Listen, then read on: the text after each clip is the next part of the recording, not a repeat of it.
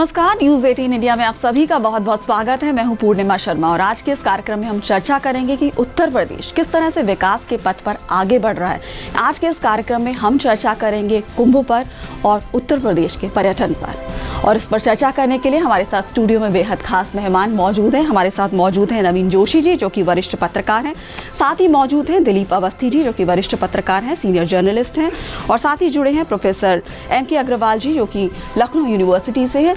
और साथ ही हमारे साथ जुड़ेंगे यूपी के मुख्य सचिव अनूप चंद्र पांडे जी। तो आइए सबसे पहले बात करते हैं यूपी के मुख्य सचिव अनूप चंद्र पांडे जी से। अनूप जी, जब हम बात करते हैं कुंभ की और पर्यटन की, तो कुंभ ने यूपी में पर्यटन को एक अलग तरीके से परिभाषित किया है। जब हम टूरिज्म की बात करते हैं तो बुनियादी ढांचा यानी इंफ्रास्ट्रक्चर बहुत महत्वपूर्ण होता है।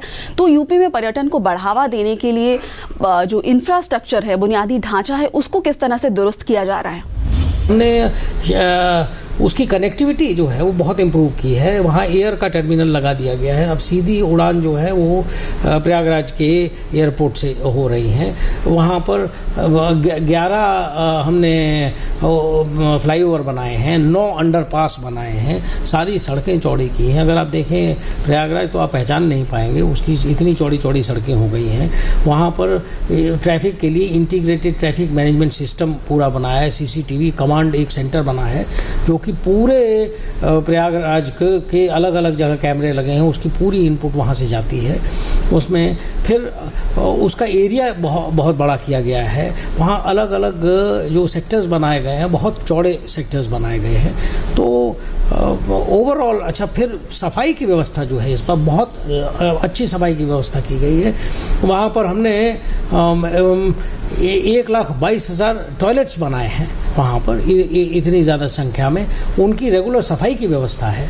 वहाँ रोज़ वहाँ सक करके उसे लिया जा रहा है। तो रेगुलर बेसिस पर बहुत अच्छी हम लोगों ने सफाई की, सुरक्षा की और बाकी चीज़ों की व्यवस्था की है। वहाँ जो पंडाल बनाए गए हैं वो परमानेंट पंडाल बनाए गए हैं ताकि बार बार वो खर्च न हो। उस पर मंच, वहाँ पर ये जो गंगा मंडप बना है, जो बहुत बड़ा मंडप बना है, वो वहाँ पर एक उसमें पंडाल में 10,000 लोगों के बैठने की व्यवस्था है। तो ये सारी चीज़ें उसमें व्यवस्था की गई है। नवीन जी, आपसे यहाँ मैं जानना चाहूँगी, जब हम कुंभ की बात कर रहे हैं, बहुत बड़े स्तर पर इस बार आयोजन किया गया है, देश विदेश से पर्यटक आए हैं और इस बार इंटरनेशनल लेवल पर भी मोबिलाइज किया जा रहा है। तो इस बार आपको क्या खास दिखाई दिया? किस तरह से अब की बार का कुंभ अलग है? देखिए, मैं पहली बात तो ये कहना चाहता हूँ कि कुंभ देश में 4 जगहों पर होता है, हरिद्वार में, प्रयाग में, उज्जैन और नासिक में। लेकिन जो कुंभ की छटा प्रयाग में खिलती है, वैसी न तो हरिद्वार में, न उज्जैन और नासिक में। इतना विराट संगम का जो क्षेत्र है वो एक पूरी नए दुनिया ही बस जाता है उसमें। और कुंभ को फैलने, खिलने, सजने की पर्याप्त जगह प्रयाग में मिलती है। आप कभी शाम के समय या सुबह सुबह शास्त्री ब्रिज पर खड़े होकर नज़ारा देखिए। वैसा नज़ारा न तो मैंने कभी हरिद्वार में देखा, न कहीं और। विराट एक नया संसार, नया शहर। इस बार भी करीब 25 एकड़ में कम से कम वो कुंभ नगरी फैली हुई है। और उसमें आप देखिए जिस तरह की सुविधाएं जुटाई गई हैं। हर साल हर कुंभ में सुविधाएं बढ़ती चली आई हैं। इस बार और भी व्यापक रूप में वो हैं। आधुनिक टेक्नोलॉजी का इस्तेमाल किया गया है। आप टेंट बुक कर सकते हैं, अपने शिविर बुक कर सकते हैं। टेंट नगर ही एक बसा दिया गया है। और कुंभ में जो जिस तरह से भारतीय जनता, धर्मप्राण जनता देश के कोने कोने से इकट्ठा होती है, सन्यासी आते हैं, अखाड़े बसते हैं और उनके दर्शन के लिए जो जनता लालायित रहती है, जितनी भाषाएं आप एक कदम कदम पर सुन सकते हैं कुंभ में, वैसा आयोजन कभी नहीं दिखता। इस रोचक और मनोरंजक दृश्य को देखने के लिए दुनिया भर का मीडिया और दुनिया भर के घुमक्कड़ वहाँ एकत्र होते हैं। तो कुंभ में साल दर साल हर कुंभ में विदेशी पर्यटकों, विदेशी मीडिया और लोगों की संख्या बढ़ती चली जा रही है। और इस बार जाहिर है खूब बजट खर्च किया गया है, सुविधाएं जुटाई गई हैं, तो उसको आकर्षक तो होना ही है। जी, दिलीप अवस्थी जी वरिष्ठ पत्रकार हमारे साथ मौजूद हैं। दिलीप जी, मैं आपसे जानना चाहूंगी कि जब हम कुंभ की बात करते हैं, प्रयागराज में इसका आयोजन हो रहा है, तो जब इसको स्नान और ज्ञान का अनूठा संगम माना जाता है, विश्व का सबसे बड़ा धार्मिक मेला कहा जा रहा है, अब की बार हम देख रहे हैं कि किस तरह से विदेशी पर्यटक बड़ी संख्या में जुटे हैं। एक तरफ वो योगा कर रहे हैं, एक तरफ वो धार्मिक जो गतिविधियां उनमें पार्टिसिपेट कर रहे हैं, तो अलग तरीके का इस बार पार्टिसिपेशन दिख रहा है। और जिस तरह से नवीन जी ने बताया कि किस तरह से बड़े स्तर पर इस पार्टिसिपेशन, चाहे डोमेस्टिक हमारे पर्यटक हो चाहे हमारे इंटरनेशनल हो, सबको देखने को मिला। देखिए, विदेशियों के लिए ये बहुत बड़ी बात है कि इतने बड़े क्षेत्र में, अब हम लोग बात कर रहे हैं 4200 टेंट कॉलोनी, मतलब जिसमें 20,000 बिस्तरे लगे हुए हैं जी। इतने वृहद कार्यक्रम को देखने के लिए विदेशियों में जाहिर सी बात है कि बहुत उत्सुकता रहती है। और वो तो इसको रिलीजियस पॉइंट ऑफ व्यू से ना देख के वो ये देखते हैं कि इतना बड़ा कांग्रेगेशन एक जगह पर होना कैसे होता है, कैसे संभव होता है, लोग कितनी श्रद्धा से वहाँ आते हैं और क्या क्या करते हैं। तो उसके साथ जो लोग योगा जानते हैं, जो लोग प्राणायाम जानते हैं, विदेशियों की बात मैं कर रहा हूँ, वो लोग खुद भी वहाँ पे बैठ के उसमें पार्टिसिपेट करते हैं। तो इस बार ख़ास तौर से जितने विदेशी राजदूत थे उनका भी एक ख़ास दौरा करवाया गया यहाँ। तो इससे काफ़ी फ़र्क पड़ा है और इंटरनेशनली हिंदुस्तान को मेरे ख्याल में अब यूनेस्को ने इसको हेरिटेज पिलग्रिमेज का दर्जा दिया है। तो इससे जाहिर सी बात है कि एक पैठ बनी है हिंदुस्तान की। जी, यूनेस्को ने अमूर्त सांस्कृतिक धरोहर के तौर पे मान्यता दी है कुंभ को। तो हमारे साथ प्रोफेसर M.K. अग्रवाल जी मौजूद हैं, आप लखनऊ यूनिवर्सिटी से हैं। आपसे मैं जानना चाहूँगी, जब इस तरह के आयोजन होते हैं तो उनके अलग अलग सामाजिक और आर्थिक पहलू भी होते हैं। तो जब लोगों का इससे व्यवसाय, चाहे सर्विस सेक्टर की हम बात करें, चाहे टूरिज्म सेक्टर की बात करें, तो लोगों को कहीं ना कहीं इससे रोजगार का भी सृजन हुआ है। जिस प्रकार से पिछले 2 वर्षों से सरकार लगी है केंद्र के साथ मिलकर के, पहली दफ़ा हुआ कि केंद्र सरकार ने इसमें बहुत एक्टिव रोल प्ले किया है राज्य सरकार के साथ मिलकर के। और जो टूरिस्ट प्रमोशन रहा कुंभ का, उसको हम इस तरह से देखें कि पूरी की पूरी उत्तर प्रदेश सरकार की कैबिनेट वहाँ पर लगी, हिस्टोरिक कैबिनेट वहाँ पर हुई। यानी कि कहीं ना कहीं इसको एक मार्केटिंग के रूप में हम ले सकते हैं, शोकेसिंग के रूप में ले सकते हैं। और इसमें सबसे बड़ी बात यह है कि जैसे अभी जोशी जी, दिलीप जी कह रहे थे, बहुत छोटे तबके का भी व्यक्ति आता है और करोड़ों अरबों कमाने वाला भी आता है जी। और सबकी अपने अपने अरमान होते हैं, सबकी अपनी अपनी इच्छाएं होती हैं, सांस्कृतिक है, उसमें आप कह सकते हैं पिलग्रिमेज भी है और उसमें तमाम वो चीज़ें शामिल हैं। तो ये बहुत बड़ा अवसर होता है। छोटे लोगों को आप देखिए, तो जो मेले में पहले होता था, सामान नहीं मिलता था, आप मसलन जैसे दातून की बात करें तो आप यहाँ पर जिसको हम लोग नहीं खरीदते, अमेरिका में वो कितने डॉलर में मिल रहा है। तो इस तरह से तमाम वो हैंडमेड आइटम्स हैं, हम उसकी मार्केटिंग करा सकते हैं यहाँ पर। तो निश्चित तौर पर एक बहुत बड़ा तबका यहाँ पर ले सकता है, सामान ले सकता है, हैंडमेड सामान है, गांव में बना हुआ है, शिल्पों का यहाँ पर एक बड़ा विहंगम दृश्य हो सकता है। ट्रांसपोर्ट का यहाँ पर ज़बरदस्त, यहाँ पर जिस तरह से यहाँ मैनेजमेंट किया गया है, क्योंकि सबसे बड़ी क्राइसिस अभी तक क्या थी, पिछले कुंभ तक रही है कि ट्रांसपोर्ट मैकेनिज्म बड़ा कंजेशन वाला रहा है। उसको भी इस बार चाहे ट्रेन के माध्यम से, चाहे सड़क के माध्यम से, हेलीपैड तक वहाँ पर बनाए गए हैं।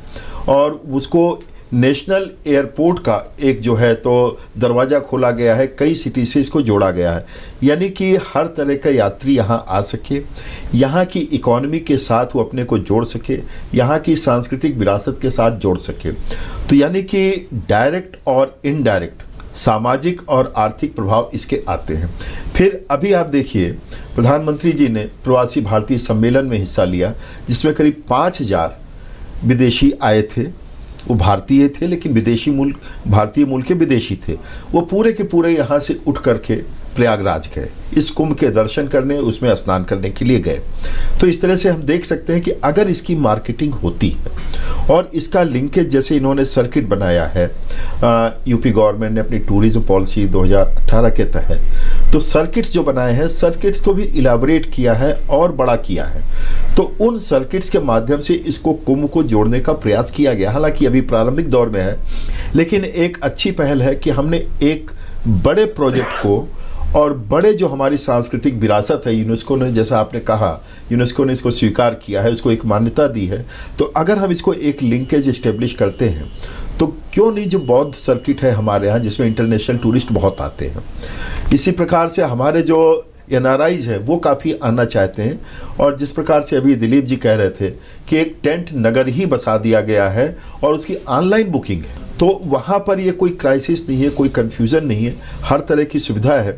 और जो मेला अधिकारी हैं और अनुचंद पांडे जी, मैंने देखा इन लोगों ने कितना परिश्रम किया है। तो जिस प्रकार से यहाँ पर चीज़ों को व्यवस्थित ऑर्डरली करने की कोशिश की गई, और 2 बड़े स्नान हो चुके हैं जी, और 2 बड़े स्नान इतने स्मूथली हुए कि स्नान के अलावा कोई और चीज़ मीडिया में हम लोग नहीं देख पाए। तो एक सराहनीय कदम है और प्रदेश की ये शोकेस करता है कि उत्तर प्रदेश में टूरिज्म की अपार संभावनाएं हैं। कुंभ से हम शुरू कर सकते हैं, प्रयागराज से हम शुरू कर सकते हैं, और प्रदेश का कोई भी जिला आप उठा लीजिए, अगर हम इसको जोड़ना चाहें, काशी से लोग जोड़ते हैं, इसको अयोध्या से जोड़ते हैं। अभी मैं अयोध्या गया था पिछले महीने, तो वहाँ के जो लोग थे, लोकल व्यापारी थे, लोकल पंडित थे, लोकल टूरिस्ट गाइड थे, लोकल जो भी ट्रांसपोर्टर थे, वो बड़े एक्साइटेड थे कि कुंभ शुरू होगा तो उसके जो पर्यटक हैं वो हमारे यहाँ भी आएंगे। यानी कि हमें 1.5 महीना अब कोई काम और नहीं करना है, केवल इसी में लिप्त रहना है। वही भाव आता है जब साउथ इंडिया का व्यक्ति आता है, गुजरात का आता है, विदेशों से आता है या बंगाल से आता है, वो कुंभ जब आएगा तो निश्चित तौर पर काशी भी जाएगा, अयोध्या भी जाएगा। यानी कि एक लिंकेज स्थापित करने की बात यहाँ पर सामने निकल करके आती है जी। और यही लिंकेज एस्टेब्लिश करना मान्यताओं को प्रगाढ़ करता है, साथ साथ अर्थव्यवस्था को एक नई दिशा और नया डायमेंशन भी देने का काम करता है जी। तो यूपी में टूरिज्म की अपार संभावनाएं, बहुत सारे अनएक्सप्लोर्ड डेस्टिनेशन है, उन्हें विकसित करने की जरूरत है और किस तरह से उन पर काम किया जाए। नवीन जोशी जी, जहां यहाँ सांस्कृतिक धरोहर की बात कर रहे थे हम, ब्रांडिंग बहुत महत्वपूर्ण होती है किसी भी पर्यटन स्थल को आगे ले जाने में, आप इसकी कैसी भूमिका देखते हैं? देखिए, ये बहुत पर्यटन के लिए बहुत महत्वपूर्ण है कि हर चीज़, स्थान ही नहीं बल्कि हर ज़िले की अपनी खूबियाँ भी ब्रांडिंग का हिस्सा बने। लखनऊ की बात आई, लखनऊ के जो ऐतिहासिक पर्यटन स्थल हैं या आधुनिक पर्यटन स्थल हैं, उनके साथ अगर यहाँ की कलाकारी, यहाँ की जरदोजी, चिकन, हस्तकला, इसका विकास नहीं हो, आप मुरादाबाद के अगर तांबे के, पीतल के बर्तनों की कलाकारी न हो, साथ में फिरोजाबाद की चूड़ियों का अगर लाख की से लेके कांच की चूड़ियों तक का विकास पर्यटन से न जोड़ा जाए, खान पान से लेकर के इतनी तमाम चीज़ें हैं जो एक पैकेज बनाया जाना चाहिए। और लखनऊ आए तो ऐतिहासिक इमारतें देखें, नवाबी काल का लखनऊ देखें, आप आधुनिक लखनऊ देखें, आप क्रांतिकारियों की स्थली काकोरी देखें, लेकिन फिर यहाँ के चिकन के कारीगरों से मिलें, उसको देखें तो क्या चीज़ है, जरदोजी के घर। तो अगर उस पर्यटन का जो स्थानीय कलाकार हैं, जो स्थानीय लोग हैं, उनको जब महत्व मिलने लगेगा, वो पर्यटन से जुड़ेंगे, उनकी आय बढ़ेगी, तो वो एक पैकेज, एक ब्रांड के रूप में जब विकसित होगा तो पर्यटन का स्थायी महत्व मिलेगा। अभी दुर्भाग्य से होता क्या है, जो पर्यटक आता है उससे जो लाभ होता है वो कुछ बड़े व्यवसायी, होटल वाले या एजेंट ले जाते हैं। अगर जो स्थानीय लोगों को मिलने लगे, जैसे होम स्टे को बढ़ावा दिया जाना चाहिए, कम खर्चे पर लोगों के घरों में एक कमरा आप बना दीजिए अपना, यहाँ पर टूरिस्ट ठहरे, तो आपको आमदनी होगी बड़े होटल वालों की बजाय जब स्थानीय लोगों को मिलेगा। वो जो स्थानीय लोग पर्यटकों को लेकर ज़मीन से जुड़े हुए लोगों तक ले जाएंगे, पेइंग गेस्ट जैसे बना दें, और वो दिखाएंगे कि देखिए चिकन की कारीगरी कैसे बनती है।